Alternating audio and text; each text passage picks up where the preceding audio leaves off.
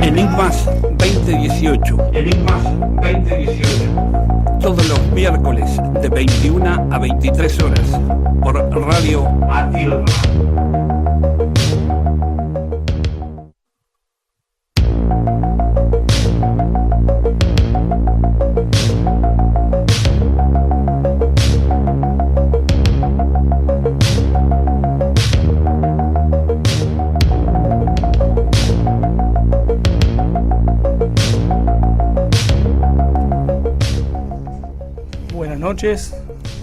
Buenas noches, aquí estamos, un nuevo programa de Enigmas 2018 con el grupo GIFE de General Rodríguez, grupo investigador de fenómenos extraños.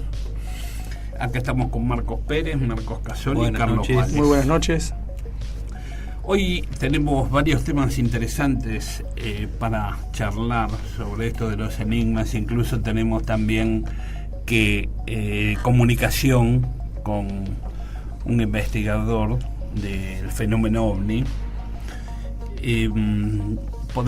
Hoy creo que vamos a hablar de la telepatía y vamos a hablar de la Salamanca. La Salamanca, la famosa Salamanca.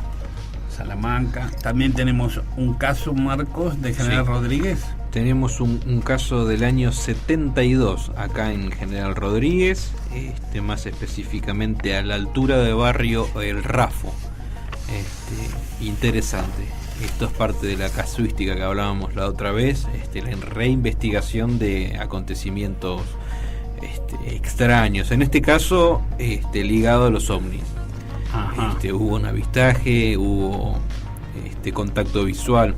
Después vamos a... Años 72. Años 72. Y este caso fue investigado acá en General Rodríguez. Sí, fue investigado tanto por un diario zonal de Luján como General Rodríguez, y bueno, y ha sido vuelto a reinvestigar también por un grupo... Roberto Banch. Sí. Roberto Banch, el investigador Banch.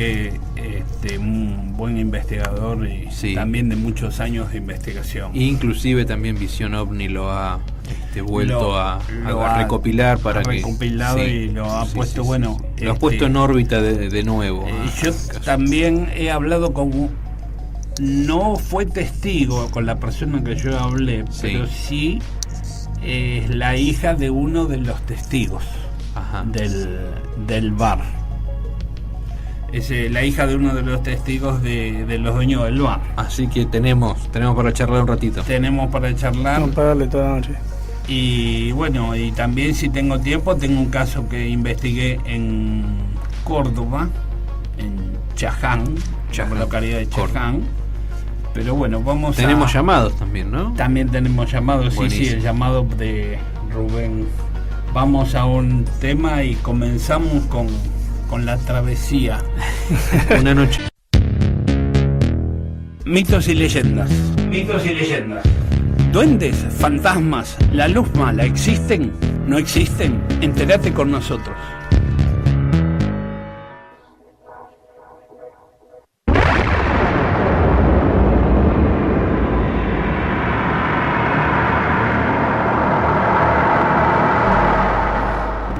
Bueno, aquí estamos nuevamente. Comenzamos con el bloque de mitos y leyendas. Vamos a darle paso a Marcos con la Salamanca. Exactamente. Bueno, la Salamanca es un lugar legendario, ¿no es cierto?, que tiene numerosas leyendas hacia en todos países. Muchos países hispanoamericanos, o sea, es muy común, ¿no es cierto? En Centroamérica. Exactamente, en Hispanoamérica, sí, todo lo que es Hispanoamérica. Sí. ¿Qué es? Es un lugar como una especie de antro, o sea, una cueva donde las brujas y los brujos se reúnen a hacer pactos con el diablo, a hacer rituales satánicos, etcétera. Pavada de cosas. Sí, hacen rituales. Claro, yo tenía entendido que la Salamanca era la muerte o algo así. ¿Puede ser? No, a mí me enseñaron siempre en el colegio de chico que la Salamanca es un lugar o una cueva o un lugar de reunión de los brujos. brujos para hacer pactos con el diablo, hacer brujería, intercambio de cosas no muy buenas. Exactamente. Claro.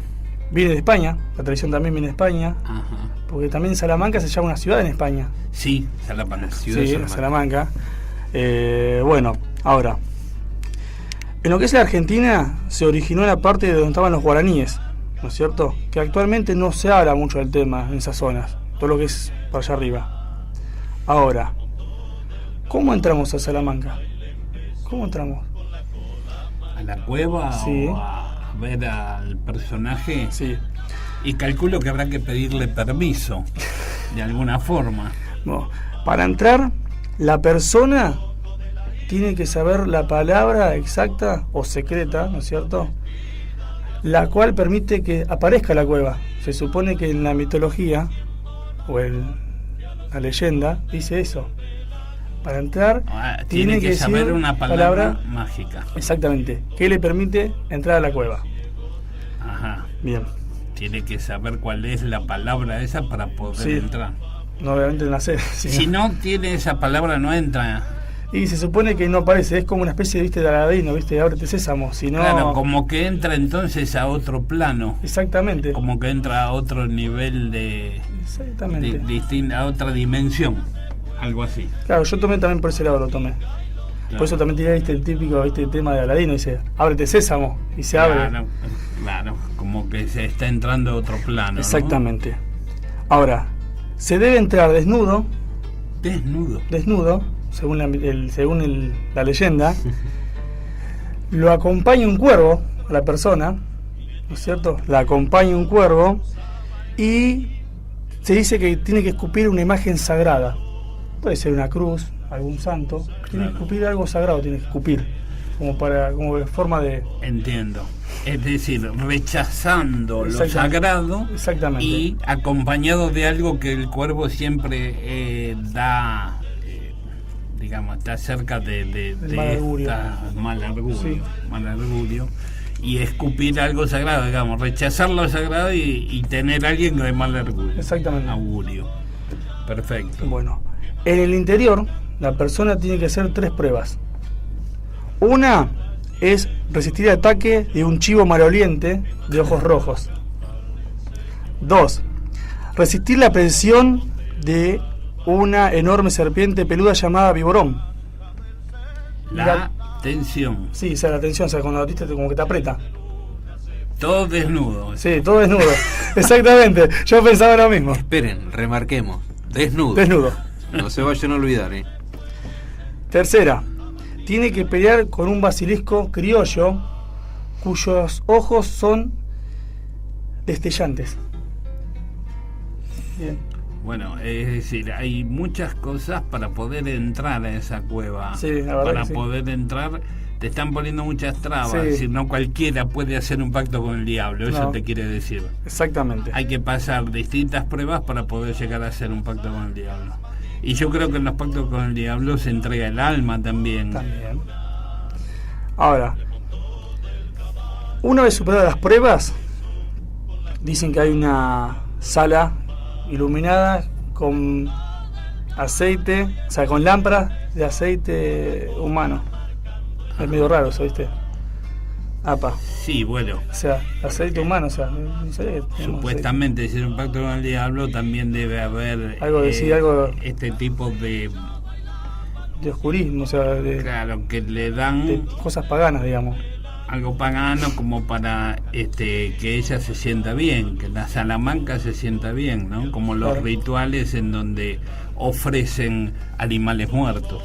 Ahora, lo que me llama también la atención es, bueno, ahí se reúnen brujos, también se reúnen, o sea, en el lugar hay familiares. ¿Te acuerdas que la otra vuelta hablamos de lo que eran familiares? Los Sí, espíritus, el familiar, el los espíritu espíritus de animales cadejos, que eran animales místicos. También en el lugares. animal negro, Sí. peludo. Por eso me llamó la atención el viborón, porque también, yo me acuerdo que leían la otra vuelta, que no solamente el familiar era un lobo, sino también podía ser una serpiente. O sea, también puede tomar formas. Claro. Por eso a medida Se que... puede variar las formas. Exactamente. Dicen también que el diablo a veces sale de la Salamanca, ¿no es cierto? Toma forma humana. ¿Para qué? Para buscar nuevos adeptos, ¿no es cierto? Dicen que se viste lujosamente, como un gaucho, con alhajas de plata, ¿no es cierto? Para buscar nuevos adeptos. O sea, se ve que... claro, sí, bueno, se dice que el diablo puede tomar distintas formas humanas y para llevar más gente para su lado, ¿no? Obviamente. Bueno, sería bueno también si alguien ha tenido algún tipo de contacto o de alguien que haya sabido de alguien que nos pueda contar con naturalidad esto de la Salamanca. Nosotros estamos más o menos leyendo y investigando, pero seguro que hay gente, porque si este mito está, hay gente que seguro que algo ha escuchado o algo le ha pasado. Igual vamos a dar el celular para los que se quieran comunicar. Es 011 15 2879 0713, que en tal caso pueden llamar y dejar su teléfono y lo llamamos, porque lo bueno sería de alguien que nos relate algún tipo de caso de estos, ¿no? Sí. Yo lo que tengo también, que le iba a contar un poquito más adelante, tengo un conocido que me contó que el tío hizo un pacto con el diablo para tocar bien la guitarra, para ser un buen guitarrista. Vamos a darle un poco de aire. Hola, ¿cómo están? Al señor operador. Sí, sabés que estaba escuchando esto y bueno, yo soy de la zona de Merlo, del Parque San Martín, sí. Y ahí muchos de los que son de ahí, las familias son de Santiago. Y en Santiago la leyenda siempre está muy asociado a lo que tiene que ver con aprender a tocar. Aprender a tocar la música. No solo la guitarra, sino el bombo, el violín. Dicen que uno de los grandes salamanqueros es Peteco, Carabajal, porque si ustedes alguna vez miran el rasguido de la guitarra de Peteco, es único. Los Carabajal inventaron un rasguido de guitarra, y además porque saben tocar el violín sin haber nunca aprendido, ¿no? Y eso es bastante característico de unos cuantos santiagueños. Y si yo les digo que si usted alguna vez le toca ir a Santiago, yo fui a la fiesta de Mailín y fui a visitar a la abuela de un amigo que vive ahí en el monte. Qué bueno. Y ellos nos tocó dormir ahí afuera. Y el monte tiene esa magia, y la Salamanca en realidad no es un lugar, según te cuentan ellos, es un lugar que se crea, se aparece, pero uno va con la intención de esto, de aprender o de triunfar en la música, sobre todo muy asociado a la música. Sí. Y aparece ahí. Y esto que contaba Marcos, de los intercambios que hay que hacer con el diablo, terminan firmado con el alma, ¿no? Digamos, la desgracia y demás son el premio final a este intercambio. El intercambio, yo te ofrezco mi alma, o bueno, me va a pasar algo malo, pero yo quiero saber tocar la guitarra o el bombo.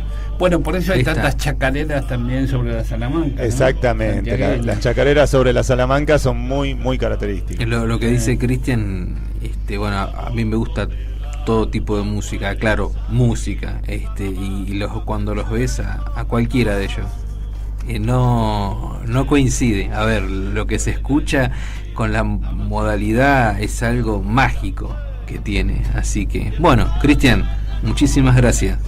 A Cristian le tocó hoy ser nuestro operador. Y muy bien, así que gracias Cristian. Y bueno, casualmente acá Marcos tenía leyenda santiagueña. Sí, leyenda santiagueña, que ya la Santiago del Estero es una cuna importante de, bueno, la señora Gabriela nos había llamado y nos contó la historia de Santiago del Estero, ¿o no? Claro, de la Almamula. De la Almamula. Si no me equivoco. Sí, que también era en la zona de Santiago del Estero. Y todo Santiago, Corrientes. Bueno, este muchacho me decía que el tío es correntino. El que hizo el pacto con el diablo para tocar la guitarra. Correntino. Era correntino. Mira, casualmente nos manda saludos. Hola, ¿cómo están? Qué bueno verlos y bueno, mucha suerte para hoy. Bueno, gracias. Gabriela, gracias Rosana por estar ahí escuchando del otro lado. Bueno, muy interesante esto de la Salamanca. Es otro mito y leyenda, pero se habla mucho de eso, del pacto con el diablo. Yo creo que también este chico Luciano Pereira canta una chacarera sobre la Salamanca. ¿Sospechás? Sí. ¿Estás sospechando algo? Y que vos decís que pudo haber hecho un pacto con Yo el dije diablo. que vos te estás sospechando, tiré el fardo a vos, pero sí, muy tiene un éxito. Estuvo muy enfermo, casi se muere. El padre de Luciano ellos son enterrianos. El padre de Luciano canta muy bien, lo conozco bastante y canta muy bien. De hecho ahora canta mariachi, así que tiene una voz terrible. Y capaz, ¿no? Quisieron tantas veces, tantas subidas y bajadas, ¿no? Porque Luciano tiene muy buena voz y ha tenido muchos éxitos. Cada canción de él para mí es éxito. Claro. Más allá de que el folclore, bueno, es nuestra música, vamos a decir, argentina, pero exponentes como ellos dos, el éxito que tuvo esta chica Soledad también, ahí hay cosas que no pero encuadran. Luciano, yo recuerdo dentro. que incluso él se había sentido muy mal estando internado porque tenía un problema estomacal, lo operaron la primera cuota y estuvo cerca de la muerte. Tardó en recuperarse y salió adelante, pero bueno, no sé, pero es para pensarlo. Mitos y leyendas. Lo que es, no solamente la Salamanca, sino que en todo el mundo se hacen pactos con el diablo para la fama.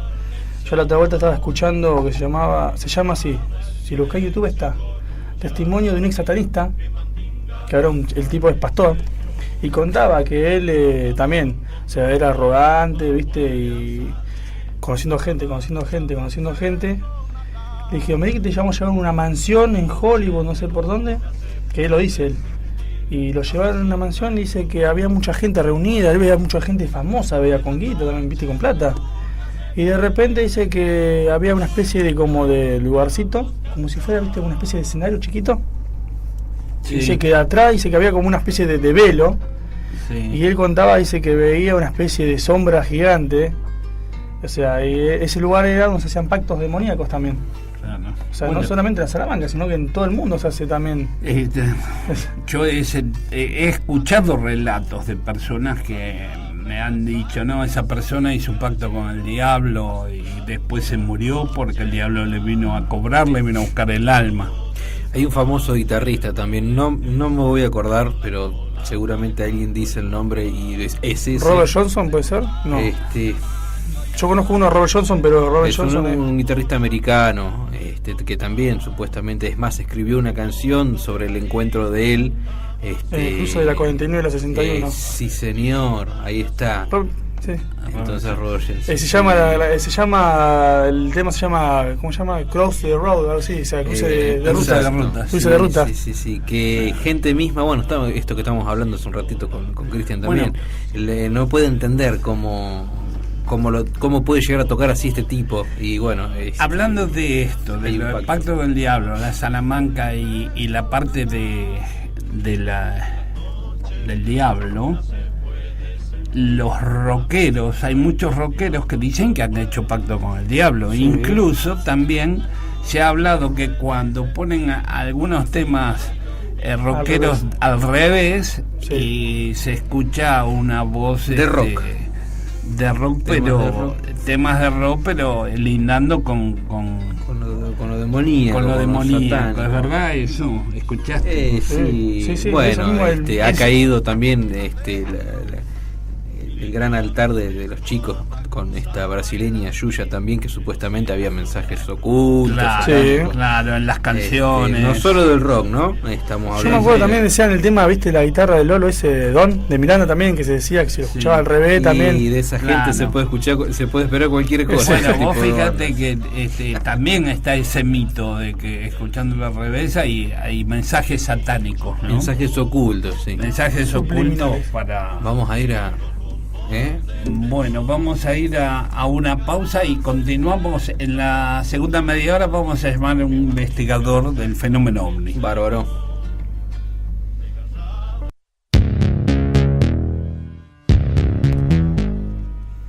Bueno, aquí volvimos.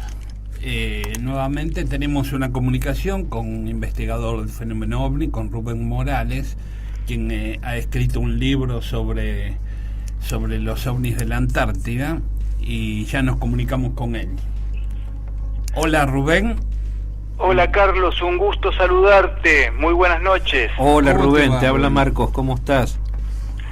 Marcos, encantado de saludarte. Sí, nos hemos conocido en Río. Sí, los locos de General Rodríguez, no sé si te acordás. Sí.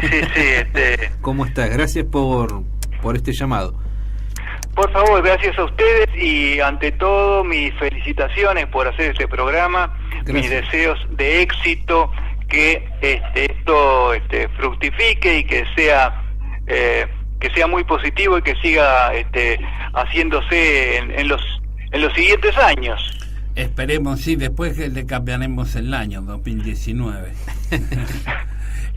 Bueno, gracias, Rubén, te agradecemos tus molestias. Sabemos que vos tenés un libro que se ha también impreso en Brasil, en portugués.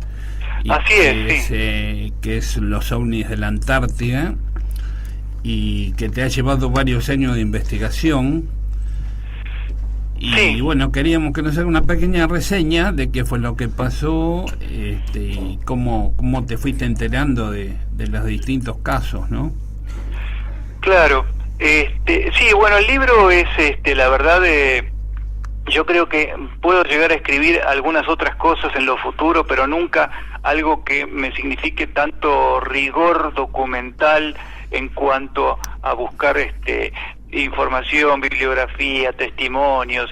Realmente ha sido una tarea muy ardua y que se fundamentó sobre todo porque vos sabés que encontré que en internet la información publicada sobre el tema es tan poco seria, sí. Digamos, encontré tanta información confusa, información tergiversada, distorsionada, tanto a favor como en contra del tema, ¿no? Y de pronto, buscando la información original, llegando a encontrar lo más posible las fuentes originales, me encuentro con que, bueno, nada que ver con lo que se dice. Yo en principio pensaba escribir un libro de anécdotas antárticas que me habían contado, y entre ellas contar la historia del OVNI. Pero después el tema del OVNI me empezó a crecer y a crecer porque tenía tanta información que terminó constituyendo un libro solo que tiene más de 350 páginas. Sí, Rubén, entonces sí. Básicamente te ganó eso de hacer solo una recopilación de testigos o de avistajes por algo muchísimo más nutrido como lo que hemos visto en el libro. O sea, básicamente tu inspiración o tal vez tu fuente fue esa, encontrarte con tanta información rica de primera mano que no estaba para desperdiciar, sino para hacer un libro especial.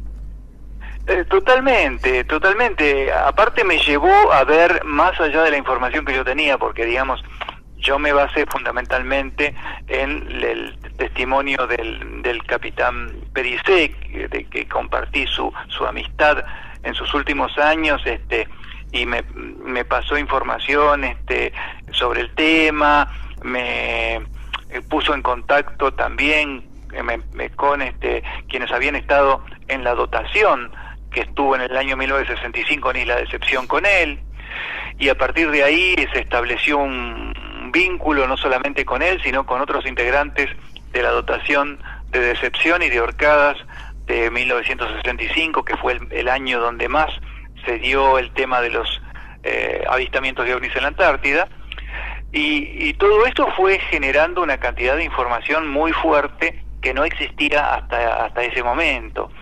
Y más que me propuse revisar toda la bibliografía que había disponible, los diarios de la época, ver un poco cómo era el clima no solamente el clima meteorológico, sino el clima político en el cual se desarrollaba este tema de las observaciones de ovnis en la Antártida, cuál era la situación de la Armada. En ese momento la Armada, por ejemplo, tenía una comisión dedicada a la investigación de ovnis, algo que hoy no lo tiene, y que trabajaba muy cabalmente, así que fue todo un descubrimiento de mucha información, de mucha data y de muchos documentos también publicados en Estados Unidos y en otros países, que me fueron llevando a encontrar una cantidad de casos sucedidos tanto en la Antártida Argentina como en otros entornos de la Antártida, en distintas bases,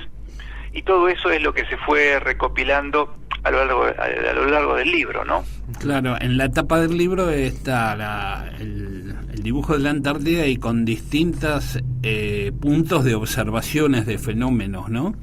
Así es, exactamente. Es decir, hay unas cuantas observaciones dentro de la Antártida, no solamente la de Pericé, ¿no? No, por supuesto. De hecho, cuando se producen las observaciones en Decepción y en Orcadas en el año 65, estamos hablando de al menos 2 observaciones en Orcadas y fueron 6 observaciones en Decepción. O sea, estamos con muchas observaciones que se dieron ese año, con distintas características también, ¿no? Hay algunas que son más extrañas, otras menos, algunas que pueden llegar a ser explicables por causas convencionales, y otras que resisten todo tipo de explicación y que ponen los pelos de punta.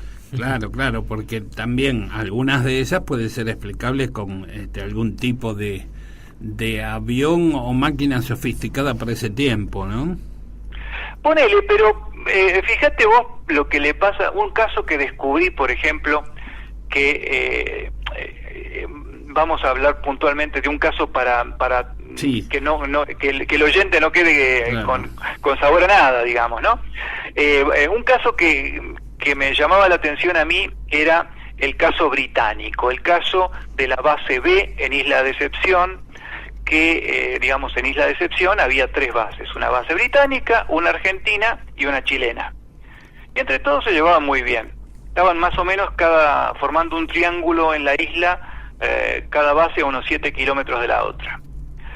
Y en la base B se había dicho en la prensa de la época que se había observado un objeto por parte de varios invernantes de la base, y nunca pude encontrar un documento oficial, nada que me dijera, bueno, que realmente certificara eso.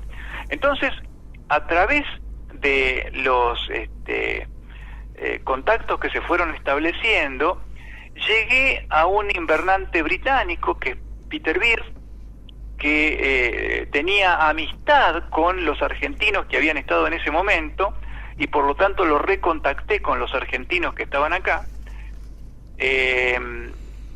digamos más de 30 años, más de 40 años después de aquella experiencia, y a partir de ahí Peter Beard, que está citado en el libro, se puso a buscar, a investigar, a ver qué había sobre eso del caso británico, y descubre que uno de los británicos, uno de los 8 invernantes que había en ese momento, que era Bernie Chappell, había efectivamente visto un objeto que le llamó muchísimo la atención. Me escribe Bernie Chappell a mí y me manda por mail el relato de su caso que vivió en 1965. Y me dice: lo puedo recordar hoy en día con la claridad de un cristal. Y se trata de un caso simple, pero absolutamente difícil de explicar de manera convencional. Él sale a hacer una medición meteorológica nocturna, hace, digamos, la medición de la cobertura de nubes, que era un trámite habitual para el meteorólogo, y en eso ve que está el cielo prácticamente despejado, casi totalmente despejado, y un objeto verde, color verde botella, dice él, en el medio del cielo, que le llamó la atención, que no parecía ser una estrella, era algo diferente. Pero como estaba quieto, no le llamó más la atención que eso. Acto seguido, mientras hacía otras mediciones, ve que ese objeto se empieza a mover, se empieza a alejar, se aleja hacia el norte y termina perdiéndose de vista por encima de lo que sería Argentina o Chile. El norte para ellos somos nosotros. Claro. Y cuando se va, él se queda pensando, dice, ¿qué habrá sido eso que estaba quieto y de pronto se movió y se fue? Y se quedó pensando, mirando la nada, y con total sorpresa ve que el objeto vuelve y se vuelve a poner más o menos en la misma posición del cielo, casi en la misma, no exactamente en el mismo lugar, y hace unas pequeñas maniobras, unos pequeños movimientos, y luego parte hacia el este hasta perderse de vista nuevamente a una velocidad mayor que un avión. Y eso es algo, digamos, que no se puede explicar ni como un reflejo, ni como un satélite, ni como un avión, porque tengamos en cuenta que en la Antártida en ese momento, estamos hablando de los años 60, no era broma moverse con aviones haciendo maniobras raras sin avisar a las bases, ¿no? Porque lógicamente se necesitaba tener la meteorología de las bases para a partir de ahí establecer el itinerario del viaje, digamos, y era algo arriesgado, a ver, era algo suicida. Exacto, más que arriesgado, suicida. Claro, digamos que ningún piloto se iba a arriesgar a hacer eso. Y hay una cuestión también en la Antártida, que están las bases con el personal ahí totalmente solo durante el invierno. Si haces un vuelo por algún motivo en un avión, le mandás un saludo por radio, digamos, ¿no? Claro. Porque es parte de la cortesía antártica que existe siempre, que ahí existe. Generalmente la gente que va a la Antártida vuelve con una visión muy diferente de la que tenemos nosotros, porque vos imaginate un lugar donde no hay un candado, donde ninguna puerta se cierra con llave, donde vos podés ir a un destacamento, entrás, pasás y te reciben. Es todo así. Claro. Digamos, en toda la Antártida no encontrás un alambrado. Claro. Entonces, cuando la gente está allá, siente esa sensación de fraternidad, de libertad, de solidaridad con todas las bases, ¿no? Sí, además lo que deben sentir ahí en medio de la nada, ¿no? Claro. Deben tener mucho tiempo para pensar. Bueno, sin irnos un poquito más allá, o sea que lo que este señor había visto no coincidía ni físicamente ni, podemos decirlo, protocolarmente a algo parecido a un vuelo de algún artefacto tripulado por... Convencional. Claro, convencional, o sea, salía de esos cánones, no entraba dentro de lo que es un vuelo convencional. Absolutamente, porque si hubiera sido algo convencional, la única cosa convencional mismo hoy en día que es capaz de detenerse en un punto y después avanzar es un helicóptero. Exacto. Y un helicóptero en principio hace mucho ruido, y en la Antártida los helicópteros no se utilizan para hacer viajes cruzando el mar, claro, digamos, ¿no? Claro, no llegan. No, tenés que tener, digamos, un buque desde el cual sale el helicóptero, claro. Y va, aterriza en algún lado, no hay una isla, en la península, donde sea, y después vuelve al buque, digamos. Tipo portaaviones. Claro. Y los movimientos, no hay otra manera, los ¿no? movimientos aéreos requieren de presencias importantes de aviones como el Hércules C-130, que es uno de los pocos vehículos pesados de transporte, y son cuatrimotor, o sea que generan un ruido importante en lo que es el aire, y bueno, desde ya no va a quedarse quieto. Claro, sí, incluso, bueno, mismo hoy en día los aterrizajes y decolajes de un Hércules no son sencillos, claro, muchas veces, ¿no? Han dado sus problemas. Sobre todo allá que no tenés ningún taller mecánico a la mano, ¿no? No tenés. no tener ninguna casa de repuestos. Estás complicado en ese sentido. Como vos bien decías, tampoco pudo ser un satélite eso. Claro, no, y tal es así que hay una cuestión que eso había estado quieto todo un tiempo antes, porque en una nota que después se publicó en la revista, que la publica el mismo Peter Beard, en la revista del British Antarctic Survey, el organismo que digamos controla todas las bases antárticas de Gran Bretaña. Peter Beard en ese artículo pone las causas que hicieron que ese caso no se diera a conocimiento, y lo dice de una manera muy concreta. Dice, bueno, que las causas fueron políticas, que no se dijo que habían visto un ovni, porque en ese momento el British Antarctic Survey estaba en un proceso de creación, de formación, y lanzar esa noticia podía haber sido perjudicial para, digamos, dentro de Inglaterra, podía haber sido perjudicial para la creación de ese nuevo organismo que estaba en sus inicios.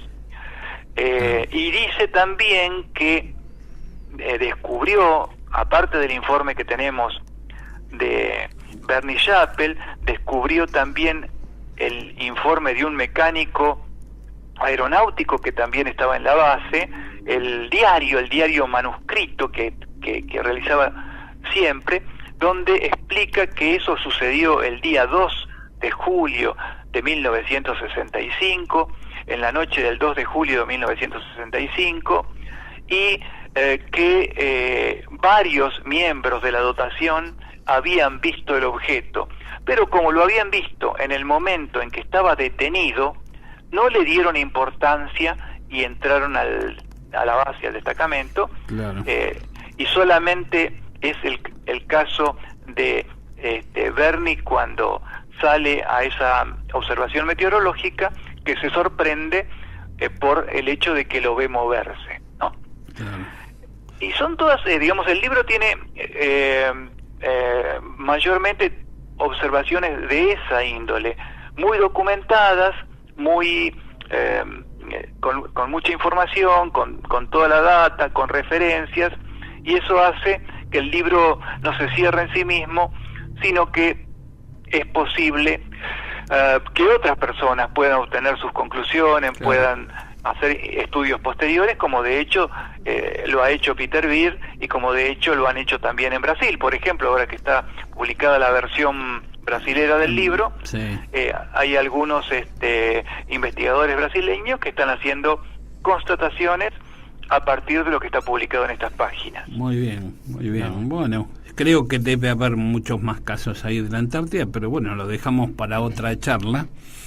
Te quiero agradecer tu tiempo y antes de despedirnos quería que nos digas si la próxima reunión de Café UFO se hace en Río 54. No, eso estamos digamos comunicando la información que, bueno, lamentablemente el Café de la Subasta, donde se realizaban durante 8 años, sí, las reuniones del Café Ufológico Río 54, el Café de la Subasta cierra sus puertas por razones económicas, dentro de la situación que está viviendo nuestro país, que sí, hay mucha gente por todo. Sí, es conocida por todos, ¿no es cierto? Así que nadie puede sustraerse de esto. El Café de la Subasta cierra sus puertas y vamos a tener que buscar otro lugar para las reuniones. Ya con Mario Lupo, el otro coordinador, también estamos moviéndonos para conseguir otro lugar. El planteo es hacer la reunión como corresponde el primer jueves de cada mes. Claro, el primer jueves de abril, el jueves 5 de abril. Sí. Y por el momento lo que sí les comunicamos, que a quienes estén acostumbrados a ir al Café de la Subasta, a las reuniones del Café Ufológico, no vayan a la subasta esta vez. esperen la información del lugar que podamos decidir para la próxima reunión. Cuando nos das la dirección, cuando se pueda llegar a realizar, lo pasamos damos la información. Mario, perfectamente. Muchísimas gracias, Rubén, muchísimas gracias por la comunicación, gracias por el libro, no sé si te habrán agradecido, pero me parece que es un material importantísimo. Vos fíjate que ha llegado a ser traducido ahora al portugués. Incluso se puede conseguir, si alguien lo quiere, por internet. Sí. Los ovnis de la Antártida de Rubén Morales. Creo que es un trabajo único y bueno, te felicito por eso, Rubén. Gracias, muy amable. Bueno, la verdad que es un trabajo que me ha llevado su tiempo y simplemente, si alguien lo quiere conseguir, lo que le digo, si es del interior de la provincia o del país, por Mercado Libre. Bueno. Pero si es de Capital Federal o si viene cerca, digamos, si tiene la costumbre de venir a Capital Federal, que directamente se contacte conmigo y hacemos una entrega directa en Capital Federal y nos evitamos los gastos que significa el correo. Bárbaro. Exactamente. Gracias, Rubén, por tu tiempo. Hasta la próxima. Gracias a ustedes. Muy buen programa. Chao, hasta luego. Chao. Vamos a una pausa. Y volvemos. ¿Lo tenés? No, yo no. Estamos en el aire, señores. ¿Cómo les va? Bien. Bueno, acá estamos. Aquí volvimos. Qué lindo. Esto es radio en vivo, como le dicen. Perfecto. Bueno, creo que fue muy buena la entrevista con Rubén Morales. Él investigó muchos años esto de los ovnis de la Antártida. Incluso luego el señor capitán de fragata Pericé, que fue en el año 63 que él estaba a cargo de la gente de la isla de Decepción, que vieron este objeto volador no identificado, que luego salió en los diarios, tuvo mucha repercusión en el país. Te voy a decir que luego él se hizo investigador del fenómeno ovni. Claro. E incluso estuvo en una comisión militar sobre la investigación del fenómeno. Y nos reuníamos en el Café Tortoni. En Capital. ¿no? En Capital. Cosas raras de la tecnología. Reuniones ufológicas en el Café Tortoni. Durante años nos reunimos en el café, éramos unos cuantos investigadores y él venía a las reuniones. Así que mira vos cómo le impactó, ¿no?, su avistaje, que se puso a investigar después el fenómeno. Muy interesante. Hay muchos casos así, donde tipos totalmente escépticos se han volcado a la investigación. No estamos hablando de la conversión, estamos hablando de que se vuelcan a investigar, a husmear un poquito más. A investigar, a ver qué puede haber detrás de este fenómeno tan huidizo para todo el mundo, ¿no? Y no quedarse con la nada misma. Claro. Hablando de este tipo de encuentros cercanos, de contactos, Marcos tiene un caso de aquí mismo, de General Rodríguez. Sí, Marcos Casoli. Hay dos Marcos. Bueno, así vamos a tener caso de General Rodríguez del año 72. Bueno, damos paso al caso. Vamos a arrancar con el copete de la noticia, ¿no?, de esos años. A 55 kilómetros de la capital federal, en la parada Barrio El Rafo del partido General Rodríguez, frente a la ruta nacional número 7 y paralelo a las vías del ferrocarril Sarmiento que corren de este a oeste, se hallaba la parrilla Namucurá, sociedad de Teodoro Lamensa y Juan Damonte. Para que la gente se ubique, cerca del cementerio. Sí. Sería, sí, antes de llegar al cementerio, creo que es. Por la ruta. Antes de Fraternidad, exacto. Bueno, en la madrugada del jueves 9 de marzo de 1972 se presentó un camionero oriundo de Carmen de Areco, Buenos Aires, de nombre Luis Ezequiel Bracamonte, denunciando un extraño hecho y un encuentro con un ovni y 3 ocupantes, ocurrido momentos antes de haber llegado al bar. Este es el copete de la noticia del año 1972. Esto viene de la mano de Mauricio Selman Greenberg, que es un periodista de la zona de Luján, que estaba de paso por General Rodríguez buscando alguna entrevista con algún político de la época, nada que ver con el tema de... Es decir, fue un caso de un avistaje del fenómeno ovni y además de 3 humanoides. Y de 3 humanoides que pudo o puede gozar hoy de veracidad por la casualidad, ¿no?, que llevó a este periodista de un jornal de... El periodista de Luján, levanta la información. Exacto. Si no, no se hubiera sabido nada. No, creo que no. E inclusive, gracias a este primer, vamos a poder decir, relato o primer crónica, como se la toma, se fue hilando y se fue nutriendo un poquito más la noticia. Así que vamos a seguir con la parte introductoria de lo que es este caso. Eran las primeras horas de la madrugada del jueves pasado. El Namucurá está situado sobre la ruta nacional número 7 y a esa hora no se esperaba gran movimiento porque se estaban haciendo cambios en lo que era el local.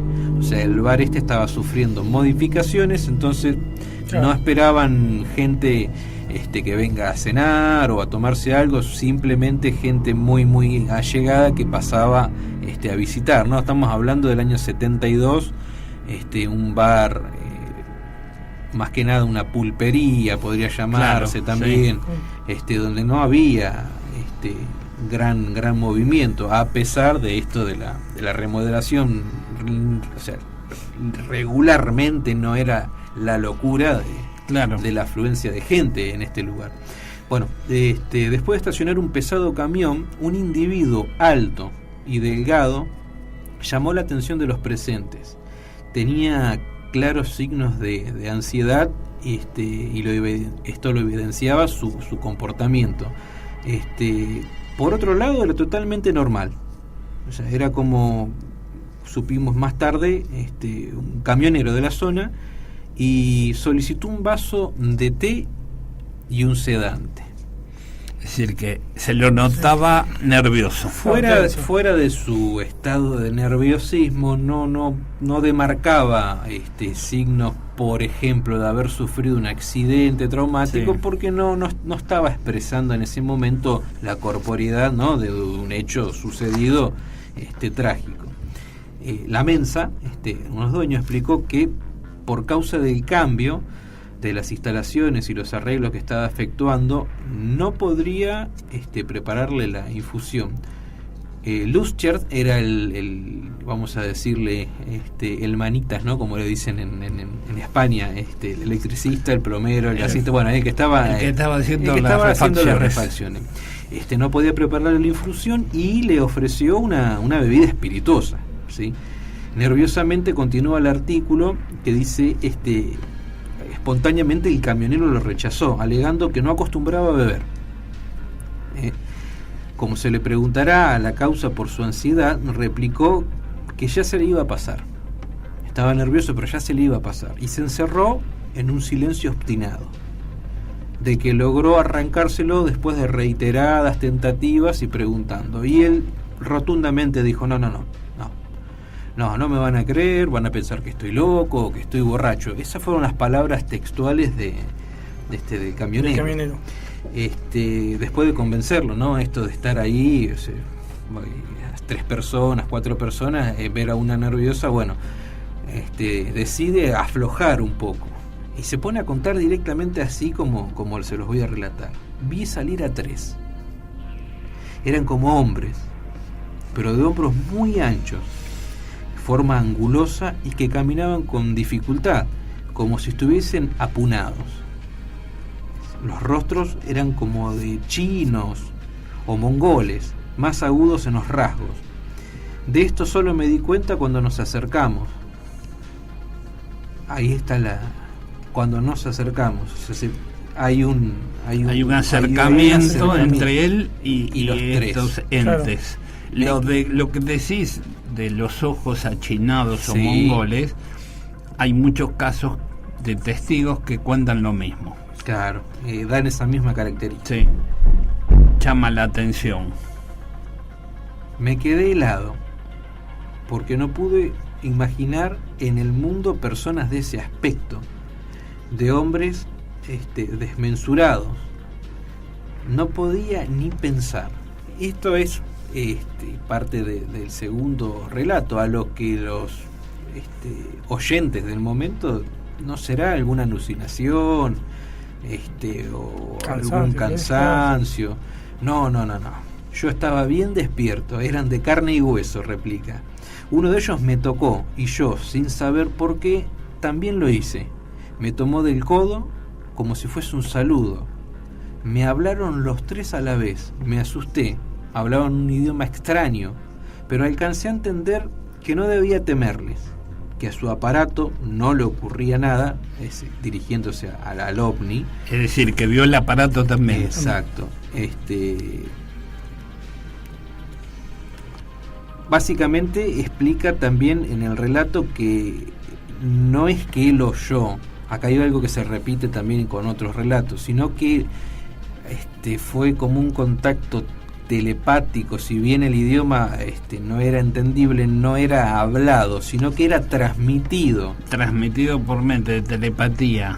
Bueno, hay casos, muchos casos de testigos que cuentan lo mismo, Claro. ¿no? De que se comunican mentalmente.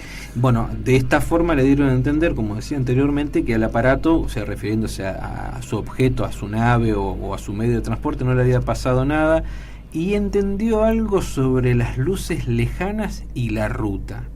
Nada más. Después uno de ellos sacó del pecho una placa con 2 signos brillantes que me mostró. O sea, ya hay un poco más de comunicación. Claro. Bueno, del resto, Bracamante, que dudó bastante en proporcionarnos su nombre, tal como el relato, manifestó no recordar más nada hasta el momento, pero pudo reproducir en un papel, de forma tosca y nerviosamente, los extraños signos. O sea, hasta ese momento solo contó esta Estaba parte del contando. relato y pudo dibujar, según los presentes del bar, que dibujó toscamente este aparato. Supuestamente eran como 2 B cortas o 2 deltas, según lo que dice otras informaciones.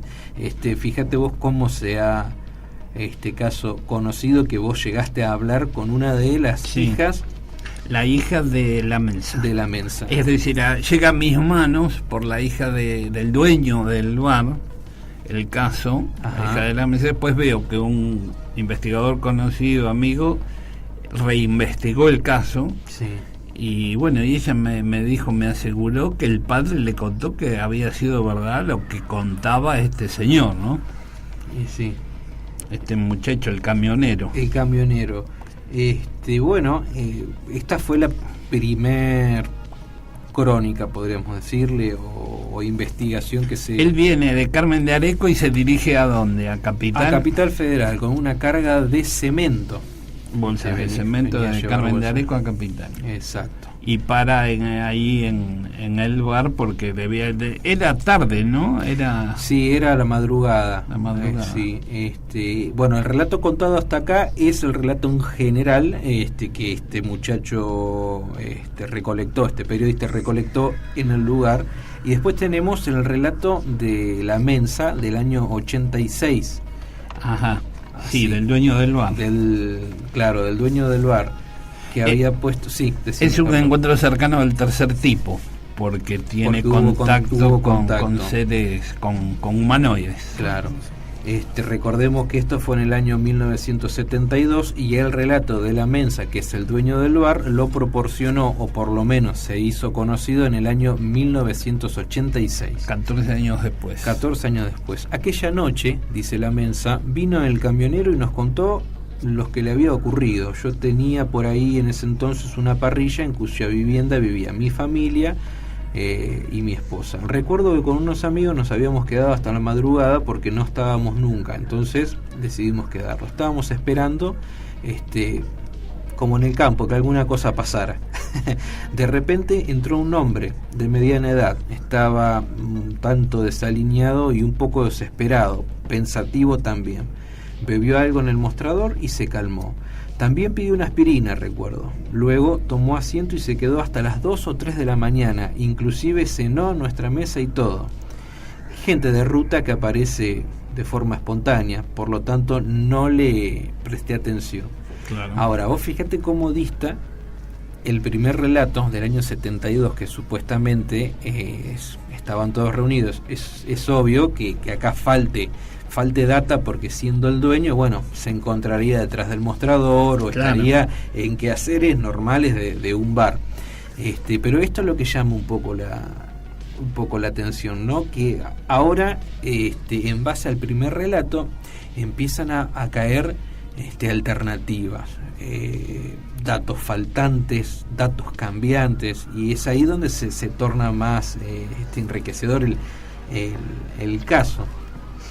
Así que le pregunta, ¿usted pudo hablar con él? No, básicamente no pude hablar nada con él. Lo que hablaron, él remite de que, si bien no lo está diciendo acá, la reunión fue entre varias personas que estaban ahí. Inclusive con este señor que relata cómo es el caso. En enero de 1990, ya unos años más, a partir del 86, entrevistamos a Alberto Fuente, el administrador del semanario Aquí Luján. Este es el administrador donde trabajaba el primer periodista, Mauricio Selman, que levanta la nota.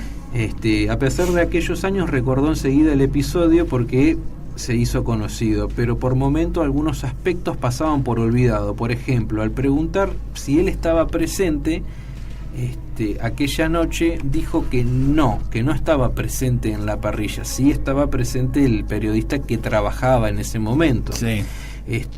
Ante su negativa, sabíamos que era obvio que no podía o recordar o hablar del caso.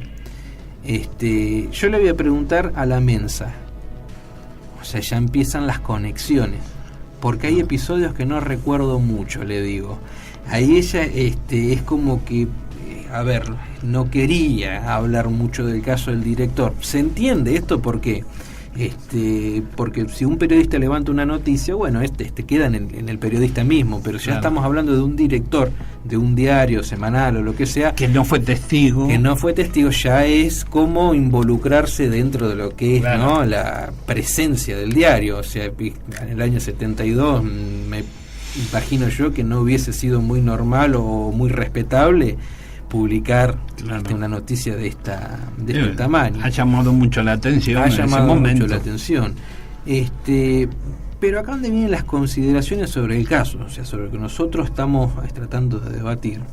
La primera, en cuanto a la identidad del camionero, lo único que se logró en las entrevistas posteriores con los parroquianos, del supuesto nombre y del lugar donde sería oriundo, ratificando que nadie lo conocía ni nadie lo volvió a ver en la ruta. A ver, no era un habitué del lugar. Este caso vamos a tirarlo para el lado positivo en cuanto a que el caso puede haber sido verídico. Sí. Segundo, sin embargo, al año de ocurrido el caso, Cadevilla realizó unas interesantes indagaciones. Primero, ¿cómo el camionero habría dicho que era de Carmen de Areco? Intentó ubicarlo en la localidad. En la Unión de Camioneros no lo conocían, tampoco en la policía, tampoco en el correo, ni tampoco gente supuestamente allegada a él lo conocía. Lo oriundo de él está en duda. No, quizás él había tomado el cargamento en Carmen de Areco, pero quizás no era oriundo de Carmen de Areco. Por eso no lo conocían. Es posible esa interpretación también. Es posible, pero él había declarado que era oriundo de Carmen de Areco. Exactamente, era oriundo. Sin embargo, hasta el momento no lo conocía. La tercera, debe considerarse como fundamento la posible existencia de que Luis Bracamonte o Bracamonte, al menos con ese nombre, no figuraría. O sea, se considera que fuera de que sea el apellido, le cambiamos una letra al apellido, tampoco figura dentro de lo que es Carmen de Areco ni el sindicato de camioneros. A ver, puede ser no oriundo de Carmen de Areco, pero estás, obviamente puede estar trabajando fuera del sindicato, pero... Estamos hablando de 18 años después. Ahora, en este momento, sí. Estamos hablando de 18 años después, pudo haber sido también, es decir, las opciones están para ambos lados. Sí, igual este tipo de consideraciones sobre el caso van mezclando, desde el año 76 en adelante, no es solamente del año 90. En la cuarta encontramos que luego que se constató que si alguien viaja de Olavarría a Buenos Aires, no lo haría por la ruta nacional número 7, o sea, pasando por General Rodríguez, salvo que hubiese pasado antes por Carmen de Areco, por ejemplo. En efecto, es posible advertir que iba por la ruta nacional número 3, ya que Olavarría se encuentra al sudeste de Luján General Rodríguez, mientras que la ruta 7 proviene del noroeste.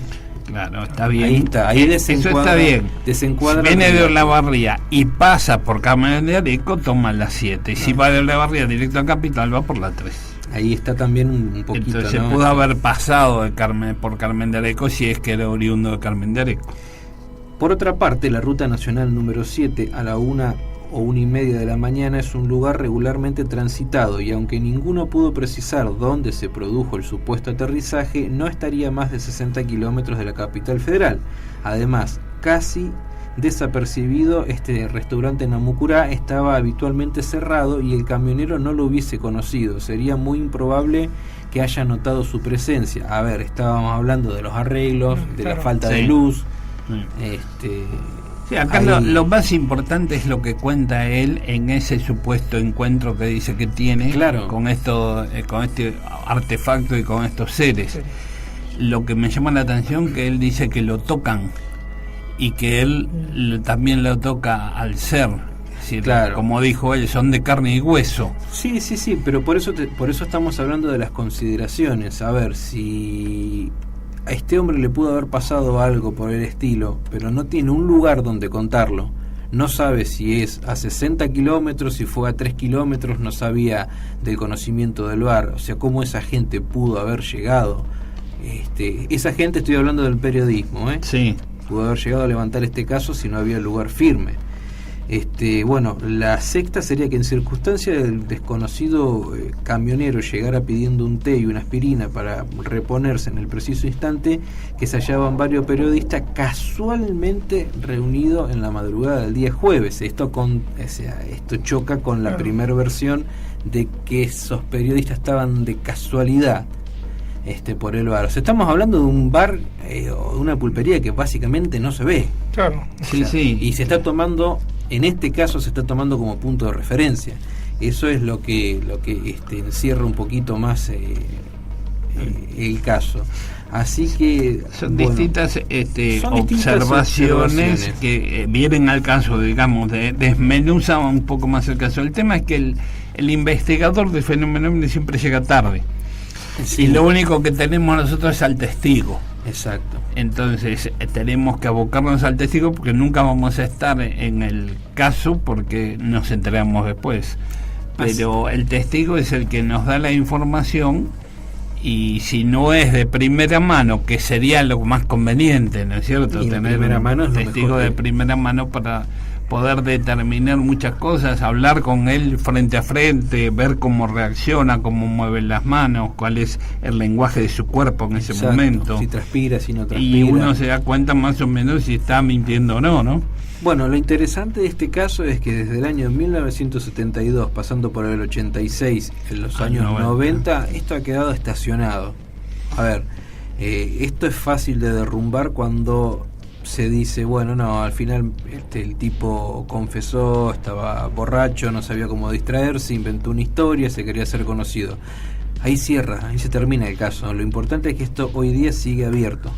Sí, lo importante de este caso es que teniendo nosotros varios casos similares en cuanto al aspecto del humanoide, a a los ojos, como él cuenta, a la forma en que se comunican, se llama casos similares.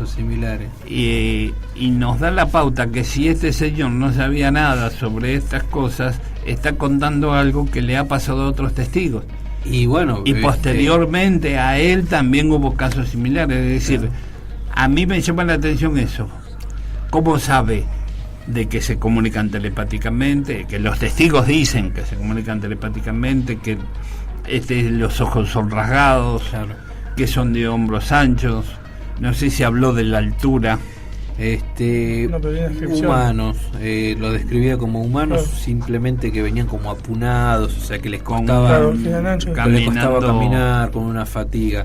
Lo interesante, bueno, yo sabes cuál es mi posición siempre hasta en estos casos, pero lo que me llama la atención es que en el año 72 en la Argentina no estaba instalado el tema. No había casos, por eso digo que a mí me llama la atención esos detalles que luego se fue viendo de que muchos testigos cuentan lo mismo, ¿no? Claro, por eso yo lo que salvo de este caso es eso, es que en ese año era muy escaso. No había todavía demasiados datos sobre esto. Hoy día sí se puede.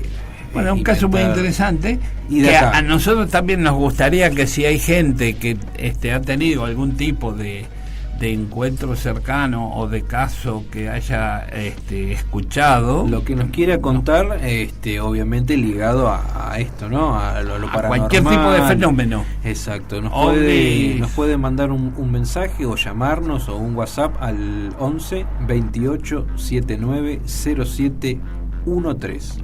11 28 79 07 13. Marcos. Yo tenía una persona, que hoy no pudo llamar, pero tuvo un caso también acá en Rodríguez, ¿no es cierto?, de un avistamiento. Ella contaba que estaba en la casa lavando la ropa, un día nublado era, y de repente le llamó atención, miró para arriba, le llamó atención una nave, ¿no es cierto? Dice que cuando despegó los vidrios de la casa empezaron a zumbaron. Y encima lo peor de todo, lo más bueno de esto, digamos, que con el paso del tiempo, un día hablando, como en la reunión, viste, hablando de acá, hablando de allá, la vecina, que ahora sería la nuera, yo y mi mamá lo vimos, como mi mamá le dijo, corroborando lo que ella vio. Mirá, ¿hace mucho? ¿En qué año? Y hace como 25 años atrás más o menos. Y bueno, en lo que era zona Rodríguez. ¿Podemos llegar a comunicarnos por el próximo miércoles? Sí. Vamos a tratar de hacerlo. Ahora vamos a la última pausa y ya volvemos. Hechos extraños. Espíritus, apariciones, hablaremos de eso y mucho más.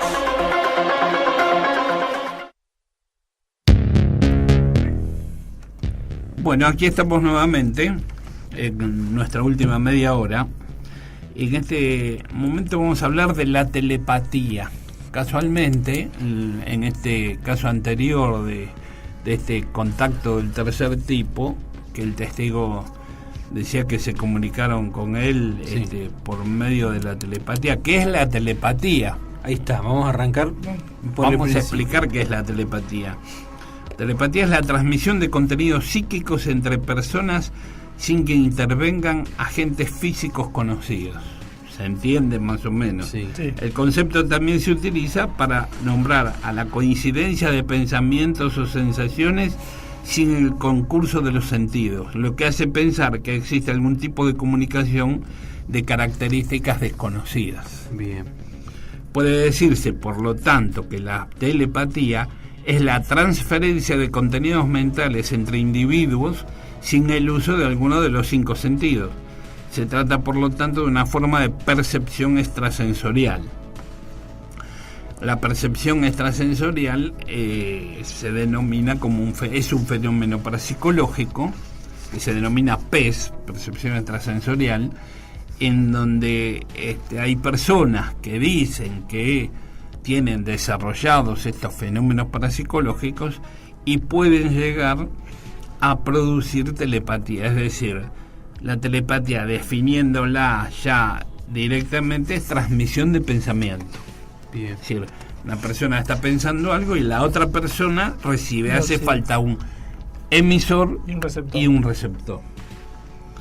Es interesante. La ciencia hoy día no acepta en buenos términos el tema de los fenómenos parapsicológicos, dentro de ellos la telepatía, porque hay muchos fenómenos. No obstante, hay gente que dice que lo produce, lo siente, o como hay gente que dice que va a pasar algo porque lo presintió, que eso sería una precognición, y luego ocurre.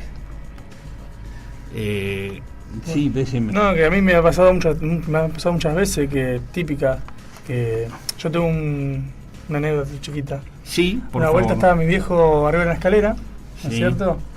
Y yo lo estaba mirando, digo, cuando baja, se va a caer, dije yo. ¿Viste cuando intuís? O sea, se va a caer.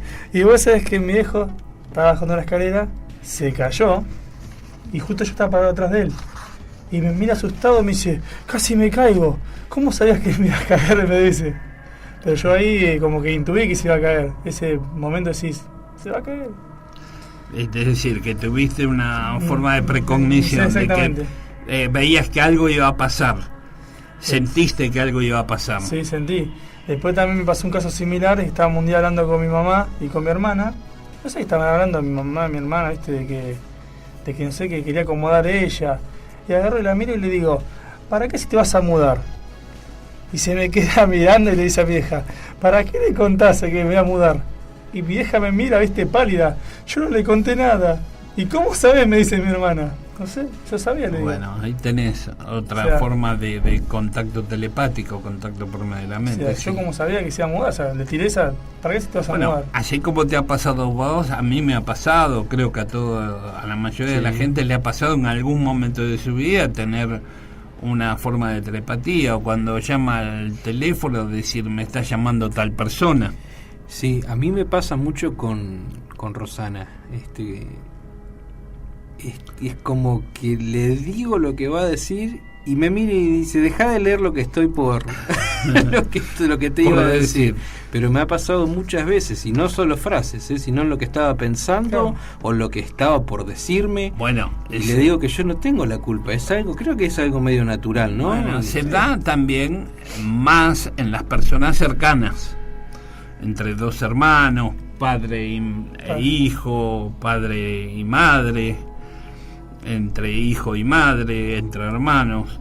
Es fácil derrumbar la teoría de que dos personas sean capaces de comunicarse sin hacer uso de los sentidos. Digamos, claro, no es normal. Se puede derrumbar esta teoría de los fenómenos parapsicológicos. Así como en su momento se pudo ridiculizar a quien asegurase que la Tierra era esférica. Claro. De la misma manera, Sí. Sí. cuando decían que la Tierra era esférica, lo ridiculizaban, pero después se dieron cuenta, ¿no?, que era esférica.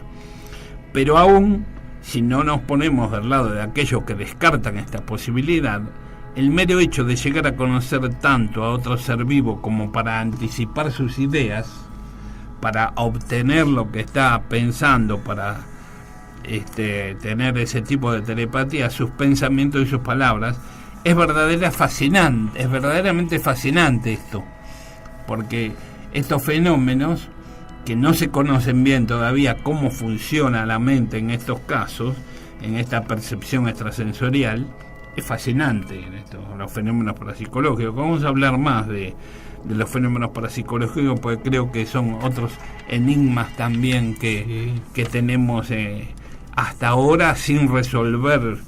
Yo creo que los fenómenos parapsicológicos existen, se dan. Lo que pasa es que quizás la ciencia todavía no haya encontrado la forma de cómo se producen, ¿no? Sí. Algunos estudiosos afirman que del contacto cercano con otra persona surge una representación de su personalidad que vamos alimentando en nuestro cerebro, como te pasa con Rosana, como si se tratara de una entidad que reúne todas las características que conocemos del otro a través de la relación. Ahí está. Y que existe en nuestro interior, como si de un avatar se tratara. ¿Viste? Lo dicen los profesionales. De esta forma se explica que alguien puede imitar a sus seres queridos o adelantarse a sus actos. Este fenómeno no se diferencia mucho de la construcción de personajes que llevan a cabo los actores. Es decir, conociendo a la otra persona, uno puede adelantarse a sus pensamientos, ¿no? Los fenómenos parapsicológicos desde los años 60, 70, en la Universidad de Duke, con un psicólogo llamado Ryan, se comenzó a hacer prácticas y estudios a ver qué había de verdad con esto de la transmisión de pensamiento, ¿no? De la telepatía. Y este señor comenzó, inventó las cartas Zener, que son un juego de cartas, que son 20 cartas, que 4 tienen forma de estrella, 4 tienen forma de cuadrado, otras 4 tienen forma de onda, 3 ondas en la carta, otra tiene una cruz y la otra un círculo. Estos son las figuras que existen en las cartas Zener que se usan para hacer tratar de ver si el fenómeno parapsicológico de la telepatía puede resultar. Se calcula que el 20% es azar. El 20% es azar. Digamos que de las 20 acertás 4, el 20% es azar. Si acertás más de 4 ya llama la atención. No es lo mismo que aciertes 5 a que aciertes 20 o 10. Sí. Lo más interesante de esto, que es una de las anécdotas menos conocidas de la misión Apolo, la Apolo 14, que es el experimento telepático que realizó el astronauta del Apolo 14, Edgar Mitchell. La Apolo 14 fue una de las el programa Apolo en que también estuvieron sobre la Luna, que pisaron la Luna. Hubo 3 misiones Apolo que pisaron la Luna, sí, después del Apolo 11. Edgar Mitchell, piloto del módulo lunar, en la citada misión lunar, que fue a principios del 71, hizo un experimento telepático, que la NASA no lo sabía, y ni la NASA supo de la existencia de ese experimento hasta después de la misión, formándose el consiguiente revuelo interno, como que dijo Slayton en su libro, de su autobiografía. El experimento consistía en intentar transmitir una serie de mensajes telepáticos entre el astronauta Edgar Mitchell y unos parapsicólogos en tierra, que actuaban como receptores, porque para esto se necesita el emisor y el receptor. El emisor en este caso era el astronauta Edgar Mitchell, que él tomaba una carta Zener, la pensaba, hacía su figura mental y la mandaba a la Tierra a estos parapsicólogos que estaban siendo de receptores, y ellos anotaban qué carta podía ser la que le estaba viendo. Se acordó que estos mensajes se enviarían durante el viaje de ida y de vuelta a la Luna, y en unas determinadas horas. Según Slayton, no se transmitieron mensajes durante la estancia de los astronautas en la superficie lunar. Para llevar a cabo el citado experimento, Mitchell llevaba consigo un juego de las famosas cartas Zener que estábamos recién diciendo cómo eran, creadas por Joseph Ryan, que era el cual también participaba en el experimento telepático, siendo el creador de los protocolos a seguir. Edgar Mitchell, desde el interior del módulo de mando, intentaba transmitir las imágenes de las barajas Zener que aparecían delante de él a los receptores. Fueron 275 intentos. Una vez terminado el experimento, los resultados se guardaron en un sobre cerrado para su posterior estudio. Luego, en la Sociedad Psíquica de Investigaciones de Nueva York, que había que determinar si el experimento había tenido éxito o no. Ya sabemos que de los 275, si había 55, que es el 20%, acertado, se calcula que es azar. Sí. Si las coincidencias superaban el 20% de los casos, entonces, según los parapsicólogos, había que descartar el azar y plantearse alguna otra causa para explicar las coincidencias, que sería la telepatía. Pues bien, acá tenemos los resultados. Los resultados se anunciaron en junio de 1971 en la publicación norteamericana Jornal de Parapsicología, con un índice de acierto del 30%. Hubo. Por lo tanto, 82 aciertos de los 275 intentos. Muchos de los parapsicólogos involucrados, entre ellos el propio Ryan, concluyeron que el resultado era bastante significativo y que se podría concluir que el fenómeno de la telepatía podía explicar esos resultados. Por supuesto que también hubo otra serie de investigadores que negaron estas conclusiones. Y de aquí también se desprende de que la telepatía no tiene límite. Es decir, que no es lo mismo uno al lado del otro que a miles o cientos de miles de kilómetros, porque no hay límite para la mente, como en este caso. Es muy interesante el tema de la telepatía. Es lindo, y lo importante que este astronauta Edgar Mitchell, que fue el que estuvo haciendo este tipo de